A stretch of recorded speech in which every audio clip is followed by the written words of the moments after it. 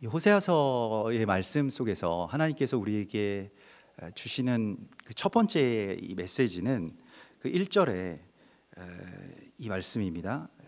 너희가 이스라엘이 열매 맺는 무성한 포도나무라. 우리 여기까지는 굉장히 우리가 바라는 일일 것입니다. 그러니까 열매 맺는 무성한 포도나무가 되는 것이요. 그것을 뭐 이렇게 싫어할 사람들은 없을 것 같습니다. 그래서 오늘 이 1절의 말씀에 이 무성한 포도나무라고 그렇게 말씀을 하셔서 이 말씀이 참 우리가 여기까지 항상 아멘으로 받고 싶은 말씀입니다만은, 그러나 이 무성한 그 포도나무라고 하는 말씀이 그 열매가 많을수록, 그 많은 열매를 가지고 또 열매가 많아질수록 제단을 많게 하며 그 땅이 아름다울수록 주상을 아름답게 하는도다. 여기서 제단이라고 하는 것은 물론 뭐 당시에 또 많은 제단들이, 또 북이스라엘의 많은 제단들이 이 하나님을 섬기는 그런 목적으로 오늘날의 뭐 교회와 같이 그렇게 건설되고 지어졌습니다만은, 그러나 그 당시에 그 제단들에는 항상 이 주상이 있었다는 것입니다. 이 주상이라고 하는 것이 이제 그 맛제바라고 하는데요, 이 히브리어로 맛제바라고 하는 것은 무언가 자리를 잡고 거기에 있다는 것입니다. 원래 거기에 있어야 될 것이 아닌 것이 자리에 그냥 앉아 있는 것을 말합니다. 근데 그렇게 되어 있다. 근데 여기서 그 이유가 무엇이냐면 너희 열매가 무성하게 많았기 때문이다 라고 그렇게 말씀을 하시고 있습니다. 매우 놀라운 말씀이고요. 사실은 여기서 무성하게 많다라고 하는 이 히브리어 단어는 조금 이례적으로 번역된 단어입니다. 보통 이렇게 번역하지 않고, 이거 바카크라고 하는데, 이 바카크라고 하는 단어를 무성하다라고 번역된 예는 거의 이 구절 한 구절뿐입니다. 다른 구절에는 보통 일반적으로 무엇인가가 그 파괴되다, 또 패망하다, 인구가 완전히 그 감소돼서 멸절되다, 이런 것을 이제 보통 일반적으로 바카크라고 하는 말을 씁니다. 매우 예외적인 해석이라고 할 수 있겠는데요. 뭔가가 비워졌다. 이게 어떤 뜻이냐면 이 무성하, 근데 왜 무성하다라고 하는 표현을 썼냐면, 우리 속담에도 이런 속담이 있잖아요. 밑 빠진 독에 물 붓기라는 그런 속담이 있습니다. 그것과 마찬가지로 굉장히 많은 것들을 계속 부어지는데 다 쏟아져서 그냥 그 내버려진다라는 뜻입니다. 그러니까 쏟아붓다라고 하는 그런 뜻입니다. 바카크 원래의 뜻은요. 막 쏟아붓는데 근데 그것이 다 헛되게 되어버리다, 이걸 바카크라고 합니다. 그래서 굉장히 많은 어떠한 홍수처럼 뭐 많은 것들이 막 쏟아지긴 하는데 다 헛되게 그냥 되어버리다라고 하는 것을 이제 바카크라고 하는 말로 표현했습니다. 그래서 다른 그 호세아서의 뭐 다른 구절에도 이 바카크라고 하는 단어들이 나오는데 다 멸망하고 패망하다 뭐 이렇게 쓰여지고요.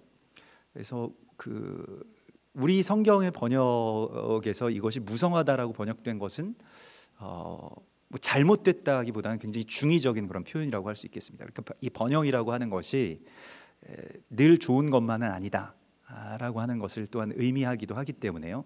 그래서 이 뜻도 반드시 우리가 짚고 넘어가야 되는 그러한 개념이겠습니다만은, 보통 일반적으로 다른 번역은 이스라엘은 파괴된 포도나무다 이렇게 번역하게 됩니다. 근데 이거를 그 이스라엘은 파괴된 포도나무라고 번역한 그 번역서들이 일반적으로 원어 성경을 번역한 것이고요. 이스라엘은 무성한 포도나무다라고 번역한 보통의 성경들은 이제 헬라어로 번역된, 그러니까 그 히브리어를 헬라어로 한번 번역했던 그 70인역이라고 하는 그 70인역을 다시 번역하면 이렇게 됩니다. 이게 뭐 어떤 의도가 있는지는 모르겠습니다만은, 아무튼 그래서 이 번성이라고 하는 것 자체가 사실은 그 자체로서의 심판의 의미를 갖는다는 것을 오늘 하나님 말씀하십니다. 그러니까 뭔가 번성한다라고 하는 것이 때로는 그 자체로서의 심판을 의미하기도 한다는 것입니다. 근데 중요한 것은요, 이 번성의 흐름이 어디로 가고 있는가를 우리가 보아야 되는데요. 우리가 그 애국가에도 나옵니다만은 그 남산 위에 저 소나무 철갑을 두른 듯, 이런 가사를 여러분들 아실 겁니다. 남산 위에 그 철갑을 두른 것과 같은 그 소나무가 실제로 있죠. 여러분들도 보신 적이 있으실지 모르겠는데, 저는 예전에 어떤 한 그 다큐멘터리에서 남산 위에 그 철갑을 두른 그 소나무들을 이렇게 연구하시는 분들의 이야기를 이렇게 들은 적이 있습니다. 그런데 그냥 이렇게 일반 이런 산에 있는 소나무, 그러니까 보통 일반적으로 건강한 소나무와 남산 위에 철갑을 두른 소나무의 차이는 굉장히 많은, 훨씬 더 몇 배 많은 숫자의 솔방울들이 달려 있다는 거예요. 남산 위에 소나무가 왜 그렇게 몇 배 많은 솔방울들이 달려 있을까요? 죽을 것 같아가지고 그렇다는 거예요. 너무 매연들이 막 올라오고 하니까, 너무 안 좋은 환경이니까 이제 이번 생에는 우리가 끝내자.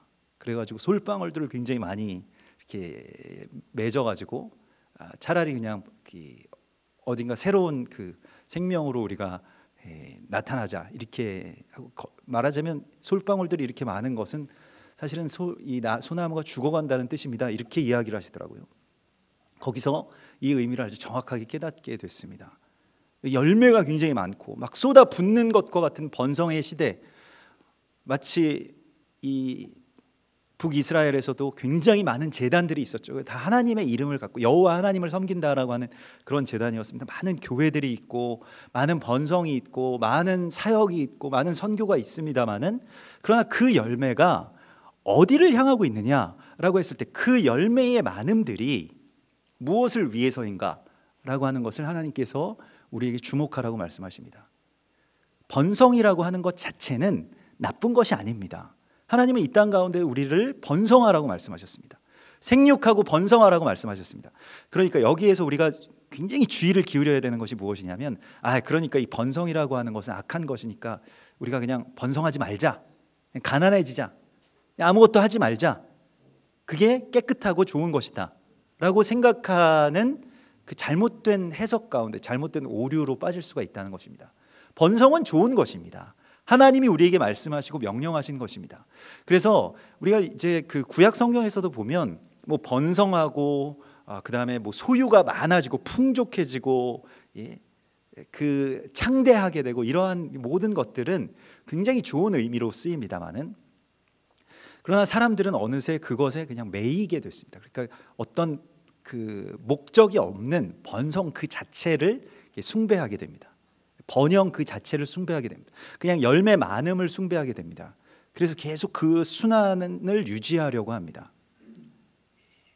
그 자크 엘릴이라고 하는 그 프랑스의 신학자가 하나님이냐 돈이냐라고 하는 그런 그 책을 쓰신 책이 있는데, 우리나라에 번역되어 있습니다. 여러분들도 꼭 보셨으면 좋겠는데, 이 번영에 대한 어떤 균형적인 생각을 우리가 가져야 되는 것입니다.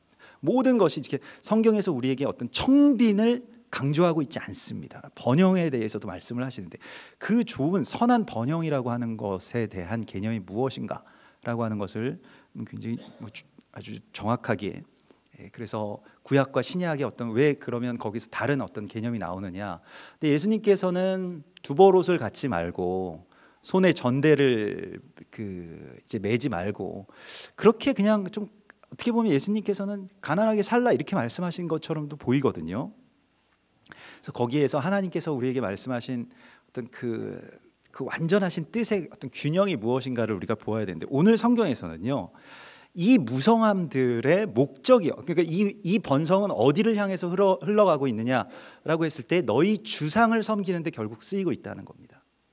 결국 다 흘러가서 이 번성이 어디로 가냐면 우리의 주상, 여기서 주상이라고 하는 것은 바알의 신상을 말합니다. 아세라 신상을 말합니다. 그것은 우리가 지금 여기에서 바알과 아세라의 어떤 신상들이 여기 세워져 있지 않습니다. 여러분들도 바알과 아세라 교를 믿으시는 분들은 없을 겁니다. 그게 있으셨으면 여기 안 오셨겠죠. 네, 그 바알과 아세라라고 하는 것은 우리가 그저 하나님을 섬기고 있다라고 하는 어떤 기만 가운데서 나 자신까지 속이면서, 근데 사실은 바알과 아세라가 분명히 거기 서 있는, 자리를 잡고 있는 거예요. 무엇인가가 자리를 잡고 있느냐, 내가 섬기고 있는 그 신이 누구냐라고 하는 것이죠. 그래서 이 무성하다라고 하는 이 바카크 대신에 본래 하나님께서 무성한이라고 하셨을 때의 그 뜻을 여러분들 아실지 모르겠습니다. 이 무성한 하면 생각나는 사람이 혹시 있으신가요? 그렇죠, 요셉이죠. 요셉하면 우리가 그 야곱의 축복 가운데서 너는 담장 너머로 뻗은 나무 해가지고 무성한 가지가 되어서 담장 넘어간다, 이러한 그 말씀 속에서 우리가 보게 되는데, 그 본문을 한번 우리가 찾아보면요, 창세기 49장에 나온 그 야곱의 축복 속에 요셉에 대한 축복이 굉장히 많죠. 근데 여기서 무성하다라고 하는 말은 파라라고 하는 말을 썼습니다. 파라. 이건 정말 무성하다라고 하는 뜻입니다. 그래서 정말 무성하고, 그런데 이거는 어떤 뜻이냐면 열매가 많다라고 하는 뜻입니다. 근데 그러면 같은 외견상은 같은 것이에요. 그러니까 여기서도 요셉의 무성함도 열매가 많은 것이고, 오늘 이 북이스라엘의 이 멸망 앞에 있는 이 이스라엘의 무성함도 열매가 많은 것입니다. 근데 성격이 다르죠. 그래서 창세기 49장 22절에 보면 요셉은 무성한 가지 곧 샘 곁에 무성한 가지라, 이렇게 말씀을 하시는데, 샘 곁에 시냇가에 심겨진 나무인데 그 가지가 담을 넘었도다. 우리는 이 말씀을 정말 좋아합니다마는, 그러나 이 말씀의 그 뒤에 말씀은 어떻게 이게 연결이 되냐면, 네 아버지의 하나님께로 말미암나니 이 복이 하나님께로부터 말미암아서 오는 것인데 그가 너를 도울 것이요 전능자로 말미암아 네가 이 복을 받게 될 것인데, 어떤 복이냐면 위로는 하늘의 복과 하나님께서 우리 가운데 주시는 그 복을 우리가 받게 된다는 것입니다. 하늘의 복입니다. 우리가 이 하늘의 복을 구하여야 되는데요, 하나님께서 우리에게 주시는 복음, 말씀, 깨달음, 성령, 하늘에서부터 내려오는 이 위의 것을 우리가 찾고 구해야 됩니다. 여러분, 이것을 자꾸 구하셔야 됩니다. 하늘의 복을 나에게 달라고 구하셔야 됩니다. 우리가 이 땅의 복은 이 다음에 우리가 설명을 할 텐데요, 하늘의 복을 우리가 주님께 구해야 됩니다. 너희는 신령한 것을 구하라고 말씀을 하시거든요. 이 신령한 것, 하늘에서부터 내려오는 그것을 여러분 구하십시오.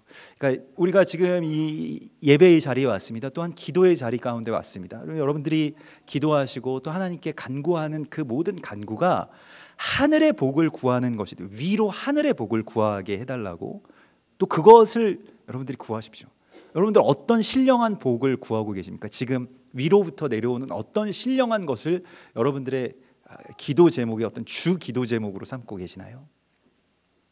위로부터 내려오는 그 복이요. 하나님, 저에게 이걸 달라고, 하나님 하늘로부터 내려오는 그 복을 달라고 우리가 정말로 구해야 됩니다. 왜냐하면 대부분의 어떤 기도는 이 땅의 복을, 그 하나님의 어떤 권위와 어떤 그 권세로 인하여서 이 땅에 뭔가 어떤 문제를 해결하기 위한 것부터 우리가 시작을 하거든요. 근데 이 위의 복을 달라고 여러분 구하십시오. 그걸 정말로 소망하시면서 구하시고요, 하늘에서부터 내려오는 그 은사를 넘어선 그 복을 구하셔야 됩니다. 우리가 이미 그런 복을 받았거든요. 우리가 받은 복에 대해서 우리는 너무 이렇게 좀 별로 이렇게 크게 가치 있게 생각하지 않는 것 같아요. 그게 어떻게 보면 이 소유권자의 저주라고도 할 수 있는데요, 자기가 소유한 것은 별로 이제 이렇게 좋게 여기지 않는 것이죠. 그런 관계가 이 부부의 관계에서도 정말 잘 나타납니다. 정말 내가 어떻게 하다가 이런 귀한 분을 만나서 이분이랑 같이 살게 되었는가라고 하는 것에 대한 감격이 우리 가운데 없거든요. 있으신 분들이 별로 많지 않으신 것 같아요. 근데 하나님의 은혜에 충만하게 되면 갑자기 그게 깨달아집니다. 너무 송구한 거예요. 어떻게 이런 분이 나랑 같이 식사를 하고 계실까? 이 마음이 정말 들어오는 거예요.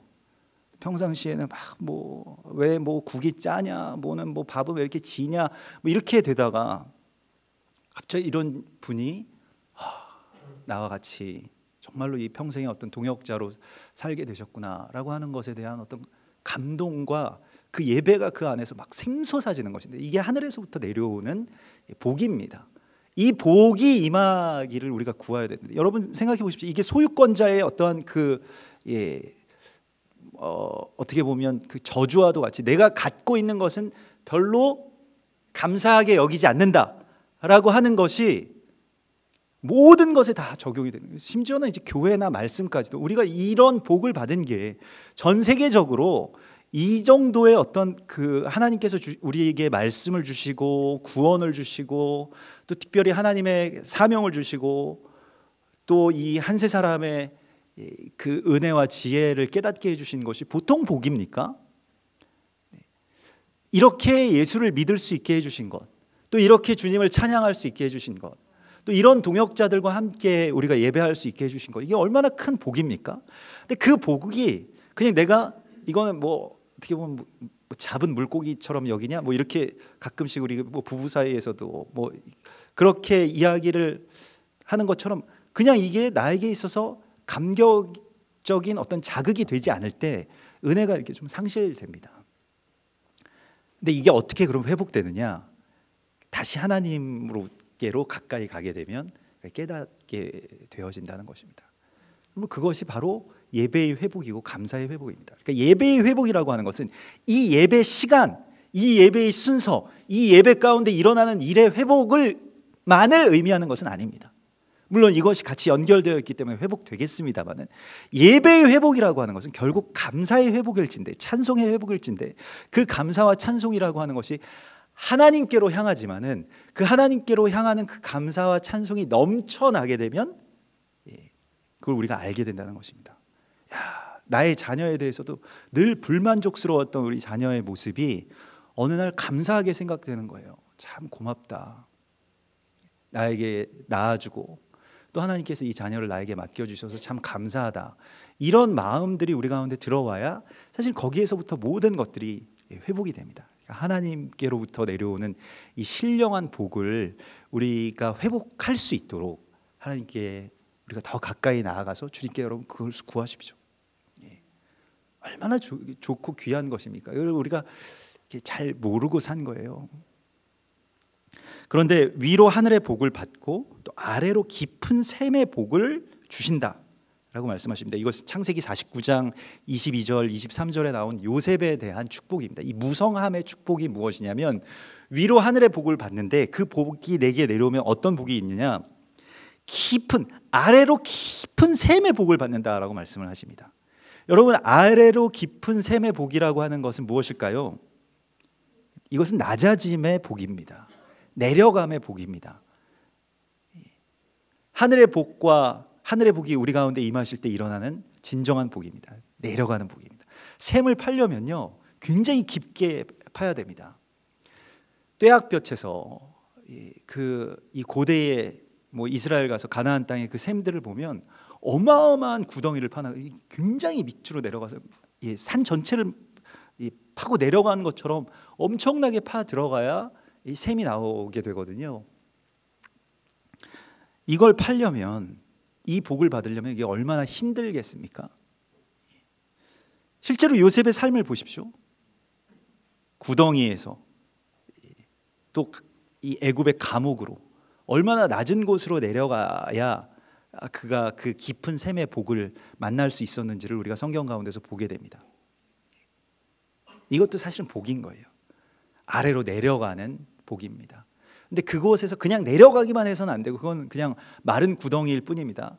그냥 단순히 내려간다고 해서, 단순히 가난하다고 해서, 단순히 고난을 받는다고 해서, 단순히 어렵다고 해서 그거 복이 아닙니다. 거기에 어떤 샘을 우리가 만나게 되니, 거기에서 샘이 나오게 되면 그게 복이라는 것입니다. 그래서 바로 깊은 아래 샘을 만나게 되는 것, 거기로 내려가야 샘이 있는 것이거든요. 거기로 내려가야 사람을 살릴 수 있는 그 생명 생수를 찾게 되는 것이거든요. 근데 위에는 하늘로부터 내려오는 어떤 우리가 비를 마실 수는 있지만은 그것이 나에게서 넘쳐나는 것은 아래로 내려가야만 그것이 나에게서부터 넘쳐날 수 있습니다. 그래서 우리가 이 삶을, 이 복을, 하늘의 복과 또 아래의 샘의 복을 우리가 구하는데, 거기에서 그 이야기들이 어떻게 연결이 되면 이제 흐름이 나오는데요. 그것이 곧 어떤 복이냐면, 곧 젖먹이는 복과 태의 복이로다, 이렇게 말씀을 하십니다. 그러니까 복을 받는 근본적인 이유에 대해서 말씀을 하시는 것이죠. 우리가 왜 복을 받아야 됩니까? 여러분, 왜 복을 받으셔야 될까요? 왜 번성하셔야 되고, 왜 하나님께서 주신 이 위의 복과 아래 복을 다 받으셔야 되는지에 대해서 성경은 우리에게 이것이 곧 젖먹이는 복이다라고 말씀을 하십니다. 젖을 먹일 수 있게 해주신다는 거예요. 태를 열어주시는 복이라고 말씀을 하십니다. 여러분들에게도 젖먹이는 복과 태가 열리는 복이 임하기를 축원합니다. 예. 그래서 여러분들이 뭐 우리가 생각할 때 오늘날에는 이 아이를 갖고 아이를 많이 낳는다라고 하는 것을 복이라고 생각하지 않는 시대에 왔죠. 이걸 아주 짐이라고 생각되는 경향이 팽배합니다. 그러니까 저도 그렇게 많은 편은 아닙니다만은 셋만 되어도 셋을 막 이렇게 어딘가로 데려가고 있으면 사람들의 표정이 어우 어떻게 하다가 뭐 계속 이런 표정이에요. 그것도 딸도 없이 그냥 아들들만 이게 시커먼 아들들만 셋을 끌고 사람들이 다 뭔가 좀 안 됐다 이런 표정을 지어요. 그래서 괜히 힘들어해야 될 것 같고 뭐 그런데 오늘날의 이 젖먹이는 복과 태가 열리는 복이라고 하는 것을 복으로 생각하지 않고 이게 짐이 되었다라고 하는 것이 아주 중요한 어떤 한 지표입니다. 이 하나님께서 주시는 이 아버지가 그 자녀들에게 주시는 이 복이 단절되고 뭔가 왜곡되기 시작하면 이게 그 자녀들을 향한 어떠한 그런 뭐 사랑과 복이라고 하는 것이 굉장히 그 어떤 매어진 그 짐, 뭐 십자가, 나에게 왜 이런 괴로움을 주시고 왜 이런 아들을 주시고 왜 이런 딸을 주셔서 이렇게 속이 썩이게 하고 속이 다 타들어가게 하시는지 모르겠습니다라고 하는 그런 어떤 어려움, 또 더 나아가서는 전반적으로 사회 전체가 많이 갖고 있는 어떤 생각들을 우리가 알고 있습니다. 자녀들을 많이 낳게 되면 돈이 많이 든다. 나는 그런 능력이 없다. 이 자녀들을 하나도 잘 키울 능력이 없다. 그래서 뭐 하나는 잘 키울 수 있을까요? 그렇다고 해서 하나를 낳으면 내가 잘 키울 수 있을까요? 둘이나 셋이나 넷이나 다섯이나 다 잘 키울 수 있는 능력은 우리에게 없습니다.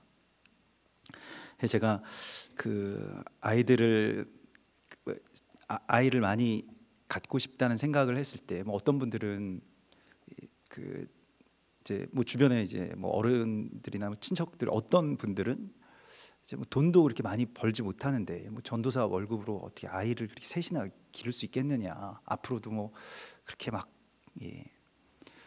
뭐 많은 것들을 벌지 못할 텐데 이렇게 정말 그 친척의 입장에서 걱정해 주시는 분들이 있었습니다. 근데 어떤 어른들은 저도 그 옛 어른들의 말들을 믿고 싶었는데요. 어떤 어른들은 그런 말씀을 하시더라고요. 애들은 다 먹을 걸 자기 먹을 건 갖고 태어난다 이렇게 말씀하시더라고요. 그게 오랜 경험에 의해서 그 축적된 그 이야기 아니겠습니까? 그래서 애들은 먹을 걸 자기가 갖고 태어나는 거 자기들이 다 갖고 나오는구나 뭐 그런 생각을 하게 됐습니다. 그래서 실제로 먹을 걸 정말 갖고 나오더라고요.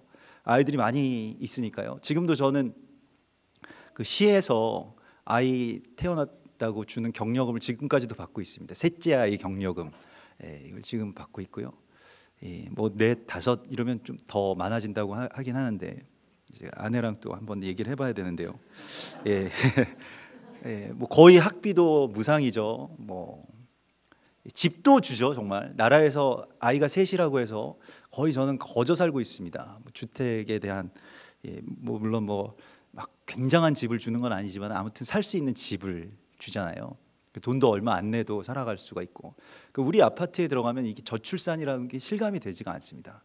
대부분 다 이 순번이 그 경쟁을 뚫고 오신 분 대부분 다 애들이 셋이어서 막 놀이터가 막 늘 북적거리고 그러거든요. 아이들 소리로 다른 단지들 가보면 적적하더라고요. 노인들이 그냥 놀이터 이렇게 뒷짐지고 이렇게 걸어 다니시고 막 나무에 뭐 부딪히고 계신 애들이 아무도 없고 그래서 이게 정말 제가 축복된 어떤 곳에 살고 있구나 이런 생각이 드는데 하나님께서 우리에게 말씀하시는 이 무성함의 복이라고 하는 것은 결국 무성함이 복이 되느냐 아니면 저주가 되느냐는 그 목적지가 어디냐에 하는 어떤 오늘 이 질문 가운데 있습니다.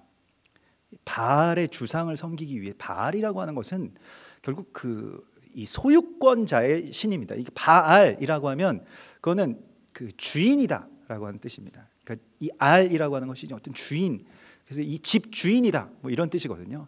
그러니까 내가 이 집의 주인이고 내 삶의 어떤 주인이기 때문에 주인은 항상 뭐가 이게 아까운 거예요. 그리고 뭐가 계속 부족한 거예요. 그래서 이 받아서 쓰는 사람과는 조금 다른 개념을 갖고 있습니다.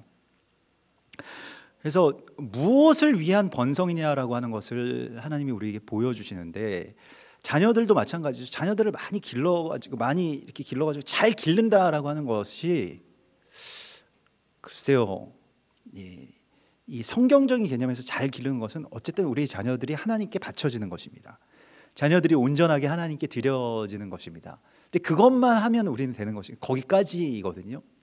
그래서 젖을 떼고 우리의 어떤 보살핌들을 떠날 그 무렵에 자녀들이 하나님께로 온전하게 드려질 수 있겠느냐라고 하는 것이죠. 그 대부분, 상당 부분도 사실은 다 하나님의 영역입니다. 그냥 우리는 그저 하나님을 사랑하고 하나님을 경외하는 그 삶을 그냥 우리가 살아가기만 하면 되는 것이죠. 자녀들은 정말 먹을 것도 다 갖고 태어나고요, 잘하는 것도 그냥 저절로 잘합니다.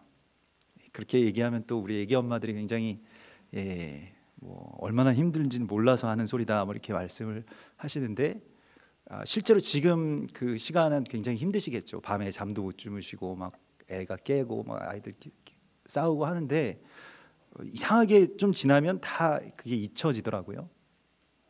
하나님께서 그걸 넘어서는 사랑을 주시잖아요. 기쁨을 주시잖아요. 하나님이 오늘 우리에게 말씀하시는 것이 무엇이냐면, 번성하라. 번성하는데 하나님 그 번성의 어떤 종착지, 그 자리 잡음이 하나님을 향한 그 번성을 우리 가운데 주시기를 원하신다라고 말씀을 하십니다. 여기까지, 근데 오기까지가 위에서부터 아래로 다 내려간 다음에 다시 거기에서 샘이 올라오는 것과 같은 그 복이 우리에게서부터 나와야 됩니다. 여러분들 안에 그런 복이 임하시기를 하나님께서 바라고 소망하십니다. 그걸 구하십시오. 오늘 이 3절의 말씀을 보면 더 나아가서 이제 사회가 완전히, 나라가 회파돼서 어떤 일들이 일어나냐면, 그들이 이제 이르기를 우리가 여호와를 두려워하지 아니하므로 우리에게 왕이 없다. 설령 왕이 있다고 할지라도 왕이 우리를 위해서 뭘 해줄 수 있겠는가, 이렇게 이야기를 한다는 거예요. 이 왕권의 회파에 대해서 이야기를 합니다. 이게 오늘날의 어떤 세계 사회와도 비슷한데요, 이 왕권이 파괴되는 것에 있어서 우리는 왕이 없고, 사실은 이 왕이라고 하는 것은 그냥 우리 뜻에 의해서 우리가 뭐 고용한 사람일 뿐이다, 이런 생각을 굉장히 많이 갖고 있습니다. 이 개념은 사실은 뭐 어떻게 보면 이 민주적이라고 하는 것에 대한 어떤 맹점이라고도 할 수 있겠습니다. 성경은 결코 이렇게 사람들이 주인이라고 이야기를 하지 않거든요. 사람들이 다 왕이 되면 왕이 사실 없어야 되잖아요. 그 왕이라고 하는 것은 뭐 오늘날의 그 왕의 개념은 그래서 사실은 없습니다. 우리는 왕정 시대에 살고 있지 않죠. 그렇다고 해서 왕정이 좋다라고 하는 말씀을 드리는 것이 아니라, 오늘 성경에서 이스라엘의 그 왕권, 그러니까 이 정치 제도가 붕괴된 이유가 무엇이냐라고 했을 때 사람들은 어떤 악한 왕에 대해서만 생각을 합니다. 뭐 여로보암, 뭐 르호보암, 아무튼 악한 왕들 때문에 이스라엘의 어떤 모든 통치와 정치 체계가 무너졌다라고 생각을 하는데, 오늘 성경의 말씀 속에서는 그 악한 특정한 왕들의 문제가 아니었다라고 말씀을 하십니다. 무슨 문제입니까? 너희가 여호와를 두려워하지 않았기 때문이라고 분명하게 말씀하고 있습니다. 왕의 문제가 아니었다는 거예요. 왕이 우리를 위해서 뭘 할 수 있겠느냐라고 하는 이 모든, 어떻게 보면 이 세상과 정치와 또 이 권세에 대한 냉소가 어디에서부터 왔는가? 하나님에 대한 경외의 파괴에서부터 왔다라고 말씀을 하고 있습니다. 여러분, 우리가 오늘날의 이 사회에서도 권위에 대한 순복을 굉장히 비합리적인 것으로 여깁니다. 내 생각에 맞는 권위와 또 그 권세를 찾아다닙니다. 그래서 나한테 그냥 맞고, 나한테 맞으면 내가 거기에 대해서 동의하는 것이지, 이 어떤 권위에 대해서 그냥 그것이 권위이기 때문에 내가 순복한다, 이런 이야기를 찾아보기가 어렵습니다. 이 이야기를 견디질 못하는 거예요. 이런 교육도 받지 못했고요, 이렇게 우리가 살아가지도 못합니다. 그래서 심지어는 모든 권위에 대한 뭔가 이렇게 어떤 억함이나 어떤 억하심정이나 상처 같은 것들을 막연하게 다 가지고 있고 그냥 그 권위이기 때문에 욕을 하는 경우도 굉장히 많이 있습니다. 저도 예전에 그 학부에 들어갔을 때 이게 운동권에 계신 분들이 뭐 이제 글쎄요, 저를 포섭하기 위한 것이었을까요? 아무튼 저에게 접근해서 굉장히 잘해 주셨어요. 그래서 사이가 굉장히 좋았습니다. 그 운동권에 계신 분들이 전 뭐 아무튼 친절하게 대해 주시니까 좋더라고요. 그래서 데려와서 뭐 광주 비디오도 보여주시고 뭐 이런 저런 책들도 같이 읽고 이야기를 하는데, 근데 계속 얘기하면서 느끼는 것은 그냥 이유가 별로 많지 않은데, 아무튼 무슨 뭐 총장, 뭐 정치인, 대통령 이런 사람들은 다 미운 사람들이 무조건 그냥 그런 구도 안에 모든 것들이 다 들어와 있고, 그래서 뭐 부자, 뭐 총장, 뭐 아무튼 권세 있는 자들은 다 싫다. 뭐 이러한 그 생각 속에 계속 그렇게 그 안에서, 그런 전제 안에서 이렇게 얘기를 하고 움직이시더라고요. 그래서 그런 사람들은 다 악하고 가난하고 노동자 아니면 뭐 소외된 계층들은 다 선한가? 저는 이 회의가 있었거든요. 가난한 사람들도 악한 사람들이 많을 수 있거든요. 근데 꼭 그렇게 나누어지지 않는다라고 하는 것을 그렇게 보았는데, 특별히 권위에 대한 순복이라고 하는 것이 오늘날의 어떤 좀 왜곡됐죠. 잘못된 어떤 민주주의 안에서 이것이 굉장히 많이 파괴가 되어 있습니다. 지금 이스라엘도 마찬가지인데요. 이 순복이라고 하는 개념을 우리가 성경 안에서 배우지 못하면 세상 속에서 계속 우리가 어떤 합리적인 권위와 합리적인 왕을 계속 찾아서 쇼핑을 하게 됩니다. 이게 마치 정말로 합리적이고 정의로운 것처럼 여겨지지만, 이렇게 될 때 가장 큰 단점이 무엇인지 아십니까? 하나님의 뜻이 막힙니다. 그렇다고 해서 뭐 독재가 뭐 좋다 이런 뜻이 아니고요. 이렇게 될 때 하나님의 뜻을 찾기가 굉장히 어려워집니다.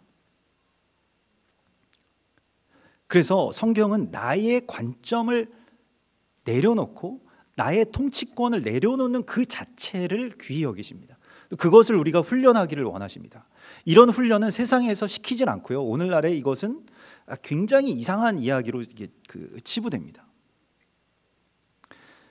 지난 수요일 날 오셨던 아미르 마크라고 하는 이 파키스탄 목사님 계신데, 그분이 뭐 사역에 대해서 이런저런 이야기를 하다가 자기가 이제 사역을 처음 시작했을 때 권위에 대한 순복을 배우기 위해서 6년 동안 어떤 한 목사님 밑에서, 그 목사님은 그냥 자기의 어떤 스타일과는 전혀 다른 목사님이었대요. 아미르 마크 목사님이라는 분은 굉장히 이제 오순절파입니다. 막 성령의 어떤 감동으로 뭐 이렇게 사역하시는 분인데, 그냥 아주 얌전한, 아주 점잖은 장로교 목사님 밑에서 6년을 섬기셨다고 하더라고요.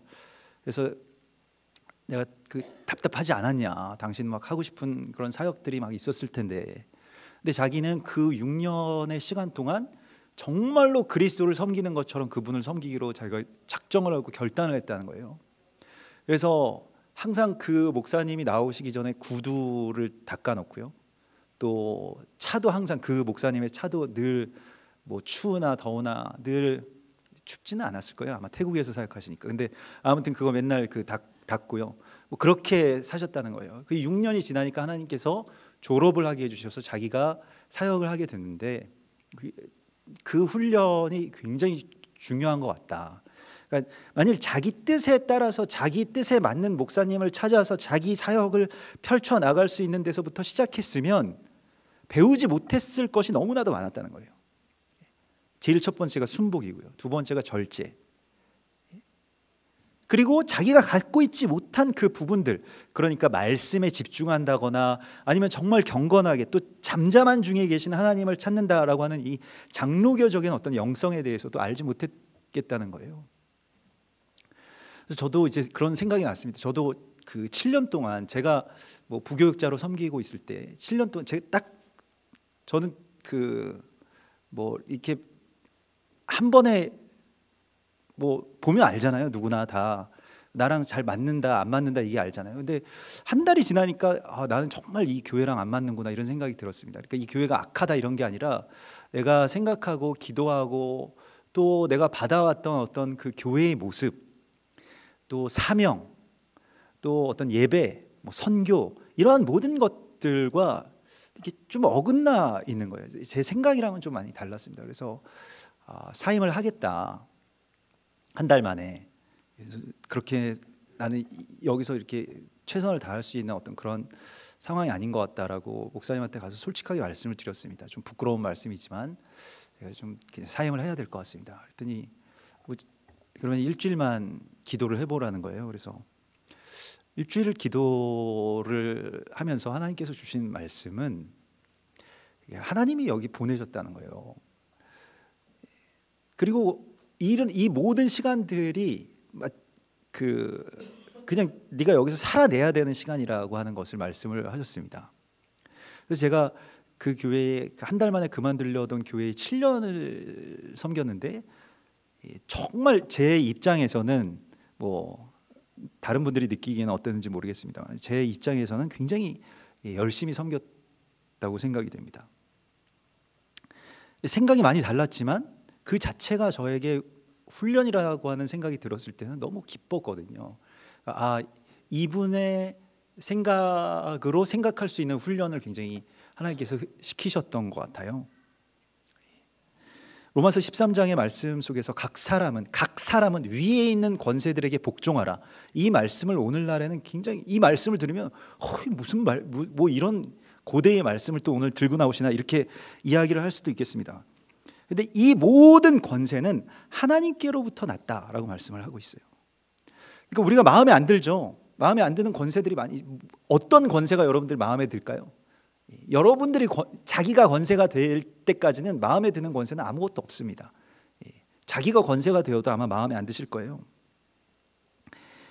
그러나 권세를 거스르는 자는 하나님의 명을 거스름이니 거스르는 자들은 심판을 자취하리라. 여러분 당시에 로마 성도들은 더했을 겁니다. 로마 성도들 그 핍박받는 그 이 황제 치하에서의 로마 교회에 쓴 편지잖아요. 그것도 곧 닥칠 이 어마어마한 박해의 이야기들 속에서 로마 교회에게 바울이 너무 레디컬한 너무 급진적인 말을 하는 겁니다. 그 황제의 권위가 싫어가지고 지금 지하교회로 숨어든 가정교회로 숨어든 이 성도들에게 권위에 복종하라고 바울이 담대하게 쓰고 있습니다. 왕이 선하기 때문에 복종하는 게 아니고요. 왕이 옳기 때문에 그 옳음에 그냥 내가 동의하는 것도 아닙니다. 그게 설령 나와 안 맞는다 할지라도 하나님께서 그것을 통해서 이루시는 역사가 있다는 겁니다. 그거 우리가 인정할 수 없으면 왕에 대해서 왕을 계속 바꿔야 돼요. 여러분들 언제 한번 좋은 왕, 선한 왕을 만나신 적이 있으신가요?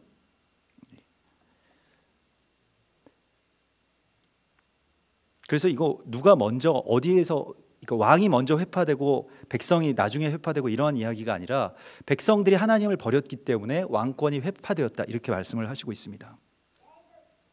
오늘 이 4절의 말씀 3절에서 이어진 4절의 말씀을 보면요, 그들이 헛된 말을 내며 거짓 맹세로 언약을 세우니 그 재판이 밭 이랑에 돋는, 이 재판이라고 하는 것은 통치를 말하는 것입니다. 왕이 하는 통치입니다. 근데 헛된 말을 내며 거짓으로 언약을 세우니 그 통치가 마치 밭에 돋는 독초 같아. 차라리 없으면 참 좋았을 텐데 이게 우리의 어떤 정치적인 모습과 굉장히 많이 유사하다고 저는 생각이 됩니다.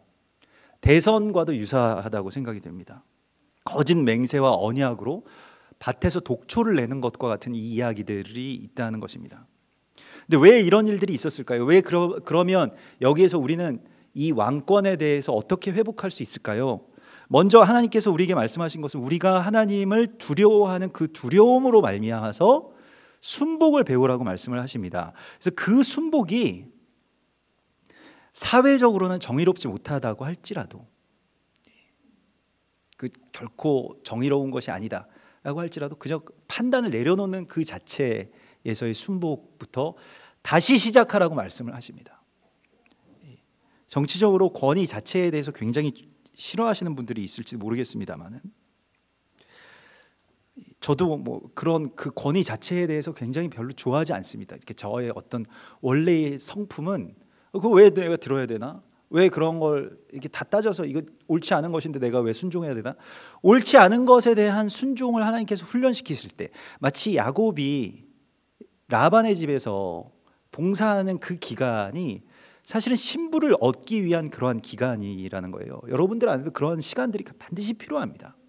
내가 왜 이렇게 엄격한 남편을 만났을까?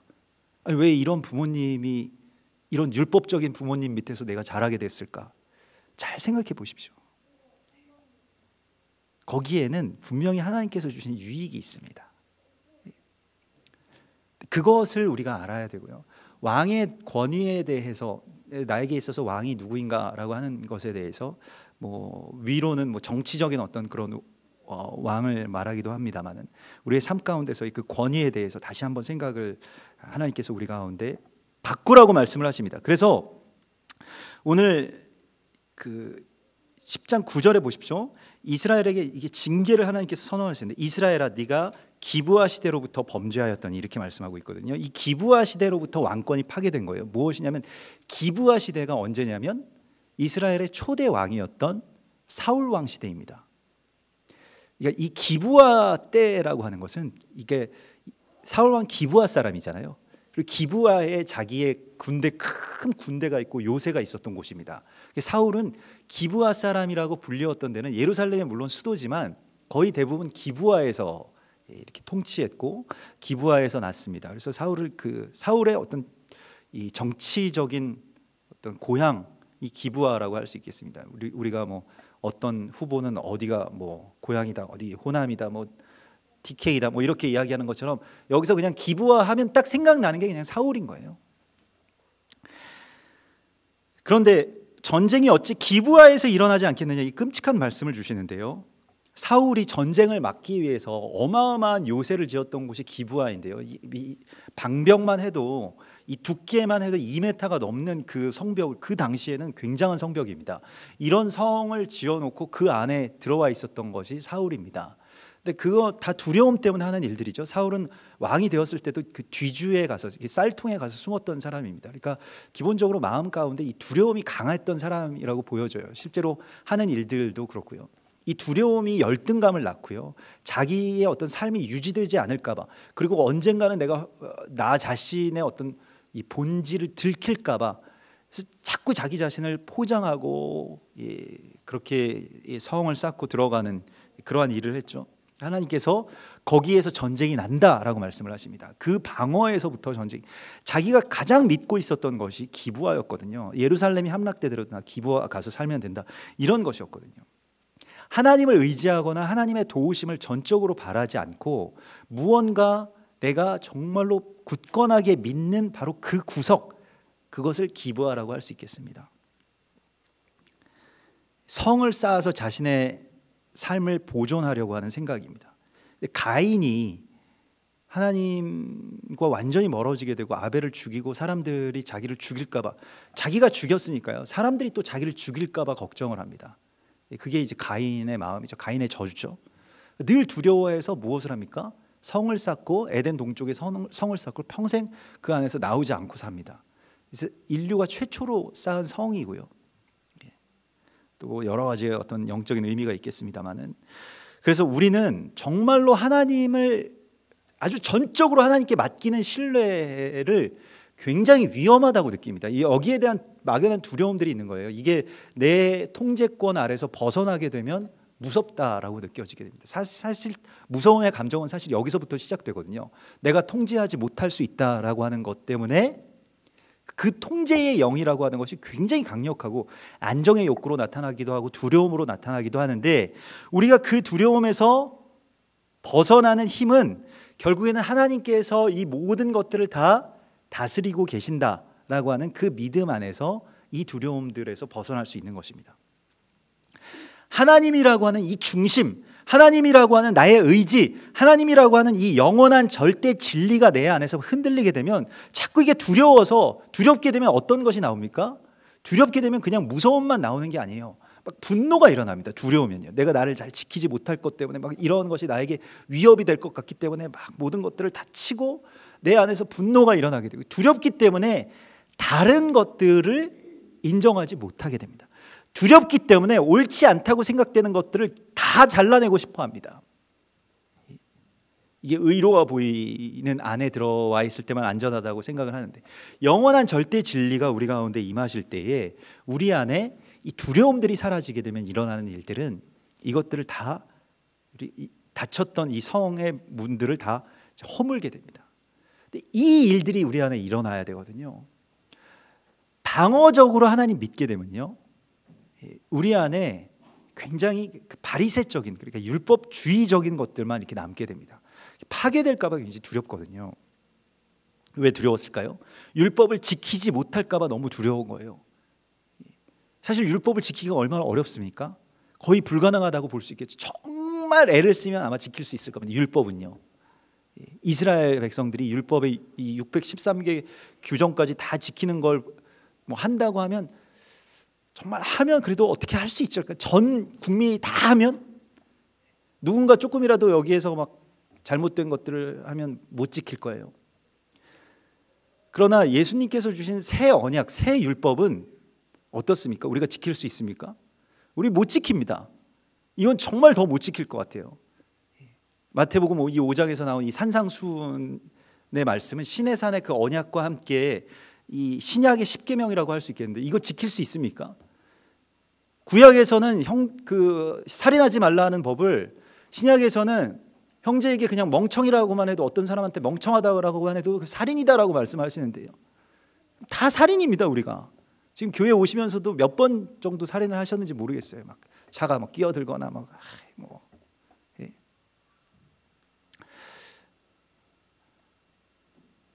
우리의 삶 가운데 있어서 지킬 수 없는 법입니다. 그러니까 이 율법이라고 하는 것은 사실 그렇습니다. 주님의 사랑이 우리 가운데 임하시고 주님의 인품이 우리 가운데 임하시지 않으면 이 내 안에서 흘러갈 수 없는 것입니다. 그런데 성경은 우리가 법에 끌려다니지 않고 그냥 법이 내 안에 들어온다라고 말씀하십니다. 내 안에서 그것이 율법이라고, 이 토라라고 하는 것이 넘쳐난다라고 말씀을 하시기 때문에요. 그래서 자꾸 뭐 율법을 어떻게 지키는 게 옳은 것이냐, 이것에 대해서 이게 논쟁한다고 해서 지켜지는 것이 아니고요. 내 안에 그리스도 예수와가 충만하게 거하시면 그러므로 율법이 시온에서부터 나오며 그의 말씀이 예루살렘부터 나온다라고 말씀을 하십니다. 시온과 예루살렘이 율법을 지키지 못해서 막 허덕이면서 살아가는 그 모습 속에서 그게 아니고 그 안에서 그게 나온다라고 말씀을 하십니다. 율법은 시온에서부터 나온 게 아니라 시내산에서부터 나온 것이거든요. 근데 율법이 시온에서 나온다라고 말씀하세요. 율법이 두 돌판에서 나오는 것이 아니라 우리 안에서. 그래서 예수님께서 성경의 이름과 같이 그 배에서 생수의 강이 흘러나온다라고 말씀하십니다. 율법 자체가 되십시오. 율법이라고 하는 것은 사랑입니다. 사랑이 그냥 흘러가게 되는 것입니다. 하나님을 사랑하는 그 사랑이 흘러가게 되고 이웃을 사랑하는 사랑으로 넘쳐나게 되는 것이 율법입니다. 근데 이 율법을 지키려고 하면 못 지킨다는 거예요. 오늘 이 기브아에서 사울은 어떻게 했냐면, 이 사울주의라고 하는 것이 이 기브아를 통해서 이렇게 나타나게 되는데, 결국 자기 자신의 능력을 믿고 자기 자신의 노력을 믿고 자기가 할 수 있는 한 모든 것들을 다 하고 그 다음에 하나님한테는 가끔씩 도와달라고만 하는 것이 이 기브아 신앙의 핵심입니다. 갑옷을 입는 신앙입니다. 다윗과 사울의 차이였죠. 근데 다윗에게는 갑옷이 필요가 없었잖아요. 돌멩이 5개만 필요했을 뿐입니다. 돌멩이 5은 말씀을 뜻하는 것입니다. 토라를 뜻하는 거예요. 모세오경 그 5권의 이 성경 말씀만을 갖고 그냥 사는 겁니다. 적을 향해서도 그냥 달려가는 겁니다. 막 나는 방비가 안 됐는데 나는 저렇게 재보고 따져보고 이런 걸 하지 않는 것입니다. 믿음이라고 하는 것은 일종의 그 자기 포기의 선언이기 때문에 그 순간에 굉장히 위험하다고 느껴지게 됩니다. 근데 이걸 하려고 하지 않는 거예요. 이 위험한 순간을 우리가 감당하려고 하지 않는 거예요. 실제로 여러분들도 이 위험한 상황이 되면, 그러니까 내가 내 모든 통제권에서 나의 모든 계획이나 삶을 다 내려놓는 이 위험한 순간을 받아들일 준비가 되어 있으면 하나님께서 놀랍도록 역사하실 것입니다. 놀랍도록 역사하십니다. 내가 그 부분에서 그 마지막 보루, 내 마지막 성, 그 기부화를 포기할 수 있다면요, 여러분, 그게 이성이든지 아니면 내 계획이든지 내가 통제하고 내가 바래왔던 어떤 삶의 마지막 그 겉껍데기일지라도 거기서 나오셔야 됩니다. 거기서 나와야만 하나님께서 주시는 그 놀라운 하나님의 이야기들로 나아가게 됩니다. 하나님을 신뢰하잖아요. 하나님께서 하실 것에 대해서 우리가 믿는다고 하지만 실제로는 내 계획, 나의 힘, 나의 능력, 나의 돈, 나의 젊음, 뭐 그런 것들을 나도 모르는 사이에 의지하고 그 안에 우리가 살아가고 있다는 것이죠. 사울이 죽은 이유, 사울 왕이 기브아 사람이었던 그 사울 왕이 죽은 이유가 역대상 10장 14절에서는 그가 여호와께 묻지 아니하였으므로 여호와께서 그를 죽이셨다라고 말씀하고 있습니다. 그래서 그의 나라를 이새의 아들 다윗에게 넘겨주셨다. 그러면 사울은 누구에게 물었을까요? 여호와께 묻지 않고 접신한 자 무당에게 묻습니다. 무당에게 물은 이유는 무엇일까요? 당시의 무당들은 카운셀러들입니다. 무당들이 제일 잘하는 것은 무엇이냐면 미래가 아니고요, 그 사람이 듣고 싶은 말이 무엇인지를 제일 잘 아는 사람들이 무당입니다. 그 사람들이 원하는 말을 해줘야 복채를 받을 수 있잖아요. 듣고 싶은 말을 듣는 것이 무당에게 묻는 것과 같은 이야기입니다. 이게 선택적 청취라고도 할 수 있겠는데요, 아주 쇼핑하듯이 사냥하듯이 이걸 듣는데, 내가 평상시에 듣고 싶은 말이 있습니다. 근데 듣고 싶은 말이 아닐 때는 그냥 쭉 흘러가다가 갑자기 듣고 싶은 말이 나오면 탁 나의 눈에 띄는 거예요. 나의 귀에 탁 쏙 들어옵니다. 내가 원하고 바랬던 말만을 낚아채는 것이죠. 그것만을 우리가 듣는 그런 능력들이 있습니다. 왜냐하면 듣고 싶었기 때문에, 그 말에 대한 욕망이 우리 가운데 있기 때문이죠. 그러나 히브리서 4장 12절의 말씀 속에서는 하나님의 말씀은 그런 것이 아니고 이 활동력, 운동력이 있어서 혼과 영과 및 관절과 골수를 찔러 쪼개신다라고 말씀을 하십니다. 그래서 어떻게 하시느냐? 마음의 생각을 드러내신다라고 말씀하십니다. 그래서 우리가 계속 나눕니다마는 이 히브리서 이 4장 12절의 말씀은 하나님의 말씀이 우리의 삶에서 뭔가 촉촉하게 우리를 적셔주는 어떤 그런 은혜로서만 작용하는 것이 아니라 하나님의 말씀이 나의 삶의 구조를 변화시킬 수 있는 능력이 있다는 것입니다. 관절과 골수라고 하는 것은 이 뼈대를 말하는 것이지 않습니까? 이 구조 자체입니다. 그것을 찔러서 쪼개신다라고 말씀을 하십니다. 그래서 어떤 역사가 일어나느냐? 관절과 골수가 찔러 쪼개지면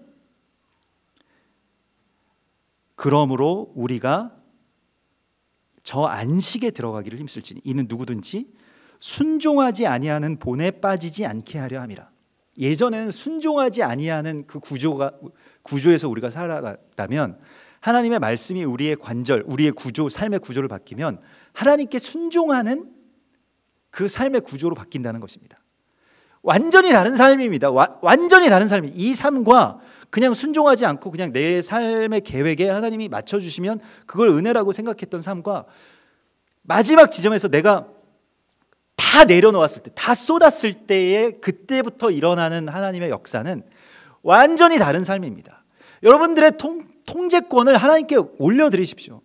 근데 이게 이론적으로만, 우리는 항상 이론적으로 머리로서 이걸 믿지만 실제의 삶 가운데서 하나님이 나의 삶에 개입하셔서 내 삶을 뒤집어 놓으시면 어떡하지? 라고 하는 두려움들이 안에 있는 거예요. 그게 벽이 돼서 하나님의 역사가 더 이상 나타나지 못하는 그 성이 됩니다. 그 성에서 내가 내려와야 되고 나와야 된다라고 하나님 계속 말씀하고 계십니다. 우리는 그것을 그리스도 예수께서 우리 가운데 주신 믿음으로 돌파할 수 있습니다. 여러분들이 그걸 할 수 있는 거예요. 결국 순종이 곧 안식이라고 말씀하시는 것입니다. 하나님께 완전히 맡겼을 때 위험하다고 생각되지만 그게 곧 안식이라고 주님 말씀하십니다. 이 안식에 들어가길 힘쓰라. 예상이 되지 않고 내가 통제가 되지 않고 내 능력 밖의 일이라고 하는 그 지점에서 이 돌파가 일어나야 됩니다. 하나님이 우리에게 그걸 주실 거예요. 여러분, 자기가 스스로 생각했던 나의 어떤 한계, 그 기부온 그 산당, 기부온 그 성벽, 그거 좀 무너뜨릴 수 있게 해달라고 하나님께 여러분 구하십시오. 이 구조가 무너지게 되는 그 이야기를 하나님께서 오늘 우리 가운데 행하시면서 이제 묵은 땅을 기경하라. 너희가 자기를 위하여 공의를 심고 인애를 거두라. 그러니까 전에 그 무성한 포도나무 대신 이제 다른 농사를 지으라고 말씀을 하시는데요. 너희 묵은 땅을 기경해서 그 일들을 행하라고 말씀을 하십니다. 지금이 곧 여호와를 찾을 때니 마침내 여호와께서 오사 공의를 비처럼 너희에게 내리시리라. 여기서 이 기경이라고 하는 말이 사실은 성경에서 우리 가운데 주신 하나님의 저주이자 사명이 무엇입니까?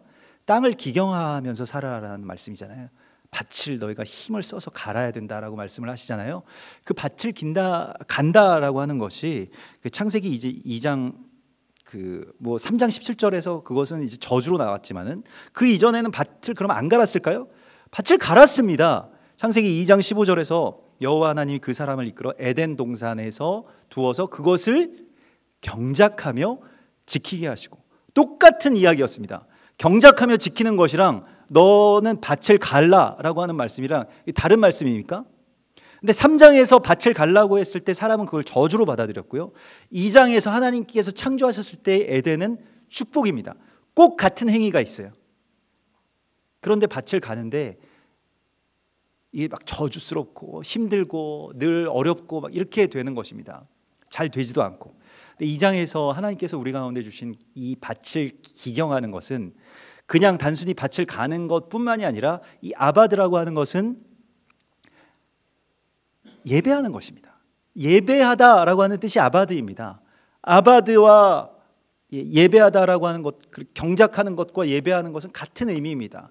헌신하는 것과 실제로 회사 나가는 것, 돈 버는 것과 하나님을 예배하는 것 같은 이야기입니다. 근데 이게 분리되면 돈은 돈대로 벌고 헌신은 헌신대로 딴 데서 하다가 예배는 예배대로 드려야 됩니다. 여기 지난주에 우리가 나누었던 이분법적인 세계관입니다.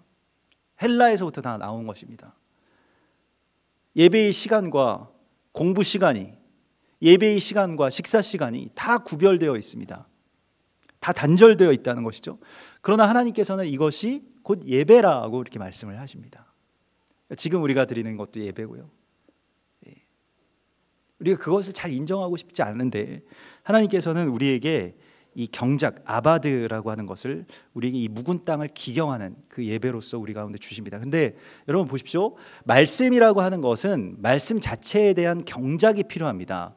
우리는 어떤 말씀을 어떻게 깨달을까라고 하는 어떤 주의, 어떤 관, 어떤 신학, 그래서 이걸 다 계통화시키고 다 조직화시켜 가지고요. 신학 중에서도 제일 잘난 신학이 무엇이냐면 이제 조직 신학입니다. 그래서 모든 걸 다 조직화해 가지고 다 짝이 이렇게 딱딱딱딱 맞고 해놔야지 참 좋은 구조야 이렇게 생각을 하게 만든다는 겁니다. 그러기 위해서는 많은 것들을 다 잘라내야 되는데요. 막 절단 내고 막 이렇게 해서 조직화 시켜 놓은 것인데 그걸 사실은 신학이라고 이야기하는 거죠. 모든 신학은 사실 조직 신학에서 출발을 하는 것인데요. 근데 우리는 성경은 그런 것들을 조직화하지 않습니다. 아무것도 모르는 상태에서 먼저 밭을 갑니다. 한 바퀴를 갈아요. 어떤 관이나 신학이나 이런 것을 우리가 갖고 있지 않습니다. 예배도 마찬가지고 복음도 마찬가지고 사역도 마찬가지입니다. 그냥 하나님 말씀하신 대로 한 바퀴에 순종을 합니다. 그러면 어떤 한 서클을 그리게 되죠. 그게 1년일지 아니면 하나님께서 말씀하시는 어떤 그 순환의 구조일지 어쨌든 제자리로 돌아오게 되면 다음에 또 갑니다. 다음 더 안쪽으로 그 기둥의 안쪽으로 더 한 바퀴를 더 돌고요. 계속 그런 경작이 일어나게 되는 것이에요. 말씀도 마찬가지입니다. 말씀 자체를 아니 모르니 어떻게 해석해야 되니 이런 것이 중요한 것이 아니라 계속 읽고 묵상하고 암송하고 또 그 말씀에서 오늘 이 구절이 나온 것이 하나님께서 내게 주신 능력이나 기회 안에서 순종할 그런 능력 또 순종할 기회가 나타나게 되면 거기서 그걸 순종해 보는 겁니다. 그 말씀대로 살아가고요. 그걸 기경이라고 말하는 겁니다. 그렇게 기경하게 되면 나중에 어느 지점에 가면 열매가 나오게 됩니다. 그러면 가르칠 수 있게 되고요. 그러면 하나님의 말씀이 또 내 안에서 나오게 됩니다. 이 과정이 우리 가운데 필요한 것입니다. 근데 우리는 그냥 무턱대고 칼질부터 하려고 하니까요. 무턱대고 모든 것들을 그냥 다 알려고만 하니까요. 내 안에 그 말씀에 대한 또 하나님의 삶에 대한 순종이 먼저라고 하나님이 말씀을 하십니다. 이게 경작입니다. 경작이라고 하는 것은 기다림이 필요한 것이고요, 여유가 필요한 것이죠. 그래서 묵은 땅, 그래서 완고해진 이런 경작이 일어나지 않았던, 그래서 순종도 해본 적이 없고 이웃사랑도 해본 적이 없고 그냥 완고해져서 내 생각대로만 살아갔던 그 완고해진 땅을 갈아엎으라고 말씀하십니다. 이 전에 내가 가지고 있었던 어떤 생각들, 고정적인 어떤 관념들, 그냥 거기에 머무르려고 하는 그 완고한 생각들을 갈아엎으라고 주님께서 말씀하고 계십니다. 여러분 삶의 그 완고함들이, 내 삶의 완고함들이 있는 거예요. 생각들이 무너지는 순간을 굉장히 감사하게 받아들이셔야 됩니다. 어제로 우리 이 앞에 그 닭장이 다 완공되지 않았습니까? 닭을 이제 아직 들어오지 않았습니다만은, 닭장 만들 때 그 닭장이 닭장이라고 생각하시는 분들은 닭이 없기 때문에 지금은 아무도 닭장이라고 생각 안 하실 겁니다. 굉장한 집처럼 지었잖아요. 막 집처럼 짓고. 그래서 저는 그냥 아주 그 초라한 닭장의 그 모습 있잖아요. 그래서 냄새가 안 나려면 어떻게 해야 되는가 이 생각만 하고, 밑에 이렇게 철망을 깔면 냄새가 안 난다, 이렇게 닭의 배설물들이 땅으로 다 빠지니까요. 그럼 냄새도 안 나고 좋지 않겠습니까? 제가 우리 최용우 형제님한테 얘기했더니 굉장히 울상을 지으세요. 그러면서 난처하게, 제가 말하는 거니까 또 별로 이렇게 반대는 대놓고 못 하시지만, 그런데 목사님 이거 닭이 그 집에 들어가면 좀 평안하지가 않을 것 같습니다, 이렇게 말씀하시는 거예요. 닭이 밑에가 다 뚫려 있으면 저희 입장에서도 내가 집에 사는데 밑에가 훤히 이렇게 보이는 데서 살면 너무 이렇게 안정감이 없을 것 같습니다. 그렇게 말씀을 하시는 거예요. 그래서 닭의 입장에서 생각을 하시는군요. 저는 미처 거기까지는 생각을 못했습니다. 닭의 그 감정에 대해서, 닭이 집에 들어오면 어떤 생각일까, 이 생각으로 집을 지셨다는 거예요, 닭장을. 그러니까 닭장이 뭐 보통 닭장이겠습니까? 근데 사실 모든 건축자들이 그 집에 살 사람이 어떻게 느끼는가 이걸 생각해야 되는데, 자기 마음대로 다 지어놓고 당신이 여기서 살아, 이게 좋은 거야, 닭들한테 너희 여기서 살아, 이게 냄새 안 나고 좋은 거야, 그렇게 말한다고 한들 닭이 그렇게 좋아하겠습니까? 닭의 입장에서 생각을 뭐 거기까지는 제가 그렇게는 생각을 안 해봤는데, 그래서 이분이 굉장히 닭을 사랑하시나 뭐 그런 생각이. 근데 닭을 사랑하시는 것이 아니라 뭐든지 거기에서 내가 지은, 또 내가 만든, 또 내가 베푼 그런 모든 일들이 다 사실 다 행복해야 되잖아요. 닭이 행복해야 좋은 달걀을 내줄 수 있을 거 아닙니까? 내가 언젠가는 이 닭들을 다 잡아먹으리라 생각하고 기르는 것과, 닭이 정말 오늘 평안했으면 좋겠다, 닭도 우리 안에서, 교회 안에서 은혜를 누렸으면 좋겠다, 이렇게 생각하는 것과는 완전히 다른 개념이지 않겠습니까? 그래서 뭐 언제 먹을까요? 이런 생각을 우리가 갖지 않고, 그죠? 닭이 그냥 거기 있는 것만으로도 감사하면 되지 않겠습니까? 근데 뭐 키우느니 차라리 사 드시는 게 다 마음이 편하죠. 그렇지만은 아무튼 그 마음들을, 닭과의 교감의 마음들을 이렇게 느낄 수 있는 경지에 여러분들이 이르시기를 바랍니다. 그런데 사람의 어떤 그렇게 살아가는 어떤 삶의 구조, 생각의 어떤 길들, 내 안에 그저 고정적으로 생각되어 있던 것들을 하나님께서 자꾸 이렇게 건드리신다는 것이죠. 말씀을 통해서나 또 하나님의 동역자를 통해서나 어떤 사건을 통해서 이런 것들이 깨지는 그 순간에 우리가 정말 감사하면서 나 자신을 돌이킬 수 있으면 거기에서부터 묵은 땅이 기경되는 것입니다. 하나님께서 지금 그 일들을 하시고 계시거든요. 여러분들 묵은 땅들이 있으시잖아요. 내가 생각해왔던 것들이 있으시잖아요. 저는 최근에 어떻게 보면 저나 뭐 아니면 우리 교회가 어떻게 보면 영적인 우울증 같은 것에 빠졌나 이런 생각이 들 정도로 이젠 아무 일도 일어나지 않았으면 좋겠다, 아무도 오시지 않았으면 좋겠다, 아무 행사도 하지 않았으면 좋겠다, 이런 생각들을 계속 가지고 있었거든요. 좀 지쳤던 모양이에요.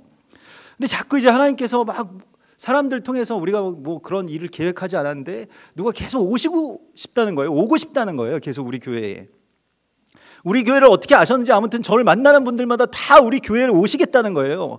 제가 이거를 교회에 가서 설명을 어떻게 하느냐, 그게 참 어려운 거죠. 이게 뭐 그래서 뭐 파키스탄 목사님도 오시고 갑자기 저를 보자마자 너희 교회 가고 싶은데, 너희 교회에서 자고 싶은데, 이런 말씀을 계속 누가 우리한테 그런 말씀을 합니까? 제가 최근에 만난 거의 모든 사역자들이 다 우리 교회에 오시겠다.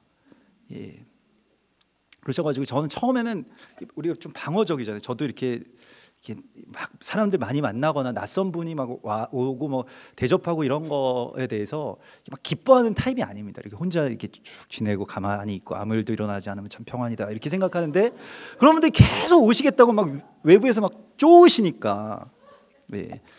힘들지, 왜 힘든 일들이 일어나지 이렇게 생각했는데, 하나님이 뜻하신 게 있다라고 하는 생각이 들었습니다. 너희 그 자리에 계속 머물러 있지 말고, 너희가 가지고 있었던 어떤 생각에 그냥 그렇게 묶여 있지 말고 좀 그렇게 하나님께서 주시는 또 인도하시는 대로 그냥 따라가라. 그래서 그냥 이제는 다 포기했습니다. 그래서 오시겠다고요? 또 오시겠다고 하는 거군요. 오세요. 막 계속 그렇게 말씀을 하시는데, 묵은 땅이라고 하는 예수님의 고향 마을 같았던 그런 땅입니다. 그러니까 뭐 아무 말을 들어도 뭐 그냥 다 옛날에 들었던 말이고 똑같은 얘기고 뭐 다 맞는 말이지만 아무튼 좋은 말인데 별로 큰 감동은 안 되고, 이게 다 예수의 고향 마을 같은 곳입니다. 여러분들도 설교를 너무 많이 들으셨잖아요. 여러분들도 제가 저를 통해서 하시는 하나님께서 말씀하시는 말씀을 굉장히 많이 오랫동안 저도 설교를 되게 많이 했잖아요. 그래서 여러분들도 많이 들으셔가지고 이제 땅이 어느새 굳어진 것 같아요. 그래서 별로 이렇게 기쁨도 없고 감격도 없고, 그래서 좀 새로운 자극이 이제 또 하나님께서 필요하신가 이런 생각도 좀 듭니다. 아무튼 우리가 하나님께서 우리 가운데 주시는 그 마음이 완고해지지 않게 늘 부드러운 마음을 하나님께 달라고 구해야 되는데, 그 부드러운 마음은 말씀을 듣고 그대로 믿고요, 그 믿은 말씀을 그대로 행하는 게 부드러움입니다. 근데 우리가 말씀을 듣고 그대로 믿고 그대로 행하게 되면 하나님께서 놀라운 일들, 놀라운 열매를 맺어 해주신다라고 말씀을 하십니다. 다 들었던 말씀일 수도 있어요. 또 다 막 이제는 너무 많이 들어가지고 막 지루해져서 막 귀에 딱지가 앉을 지경, 이제 그게 굳은 것이죠. 그렇게 되었을 수도 있지만은 이제 하나씩 행하는 단계로 하나님께서 우리를 이끌어 주실 것입니다. 여러분들에게 그 기회를 주실 겁니다. 순종하라고 하면 순종할 일들이 생겨야 되고요. 나그네를 대접하라라고 하면 나그네가 그날 아침에 찾아오고요. 가난한 자들을 사랑하라고 하면 가난한 자들을 만나게 해주실 겁니다. 이게 은혜입니다. 말씀대로 살아갈 수 있는 문이 열리는 그 순간이 왔습니다. 하나님께서 이렇게 열어주시겠다고 말씀하셨어요. 그래서 위로 하늘의 비가 공의와 인애를 우리가 이 땅 가운데 심을 그러한 때가 우리 삶 가운데 왔다라고 말씀을 하십니다. 이제는 누구에 관한 이야기를 들을 때가 아닙니다. 여러분들이요. 여러분들이 그 증인이 되셔야 됩니다. 누가 어디에서 은혜 받은 이야기뿐만이 아니라 여러분들의 몸에 그 하나님의 이야기가 새겨질 것이라고 말씀을 하십니다. 하나님께서 여러분들을 통해서 놀라운 간증을 만들어내실 것입니다. 여러분들이 그 교회이고 그 증인이 될 것이라고 약속하십니다. 이제 우리의 묵은 땅을 기경해서 너희가 하나님을 지금 찾을 때라고 말씀을 하십니다. 지금 간절하게 찾으십시오. 이 나라쉬라고 하는 것이 제자도의 첫 번째입니다. 간절하게 찾고 찾으면 만나지리라. 전에는 안 찾고 그냥 가만히 있어도 계속 다가오니까 안 찾았던 것을 이제는 찾고 어떻게 하면 오늘 하나님 주신 이 말씀을 살아낼 수 있을까요? 라고 하는 데를 찾으십시오. 그래서 놀라운 하나님의 이야기들이 여러분들의 삶 속에서 증거로 나타나게 되기를 주님께서 약속하고 계신 것입니다. 우리 같이 기도하겠습니다. 우리 이 시간 주님께 잠깐 같이 기도할 때에 여러분들 마음을 모으셔서 하나님 내 안에 주님의 말씀이 새겨지게 해달라고 우리 그렇게 같이 기도하겠습니다. 이 묵은 땅들이 이 기브온과 같았던 나의 성, 나의 두려움의 성들, 나의 통제와 나의 계획들, 그곳에서 내가 나올 수 있게 해달라고. 그곳은 오히려 전쟁이 생기는 곳이라고 주님께서 말씀하셨습니다. 우리 이 시간에 그렇게 주님 바라보시면서 잠시 나의 성을 허무시고 관절과 골수를 찔러 쪼개시면서 주님의 생각 가운데로, 주님의 마음 가운데로 나를 이끄소서. 내가 주님께 굴복할 준비가 되어 있습니다. 같이 기도하겠습니다. 주여!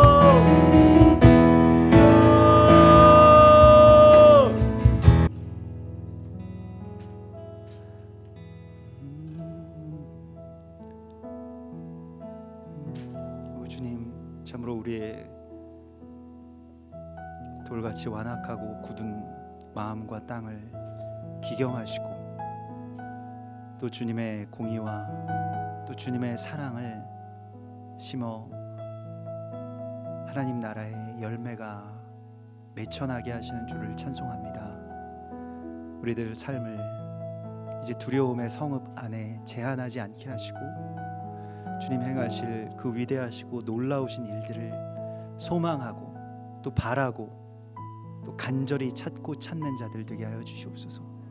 우리가 주를 찾을 때에 반드시 우리를 통해서 역사하시고 응답하시는 주님을 신뢰하고 찬송합니다.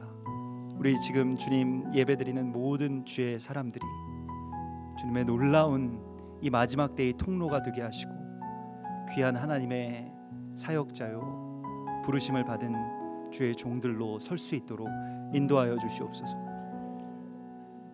그리하여서 주 예수를 믿는 그 믿음이 하나님 나라의 귀한 열매들로 그렇게 사람을 살리고 많은 사람들을 치유하고 또 주님의 나라로 다스리는 그런 거룩한 주의 시간으로 우리를 이끌어 주시옵소서. 특별히 간구하옵기는 이 나라에 주님의 통치가 온전하게 서게 하여 주시옵소서.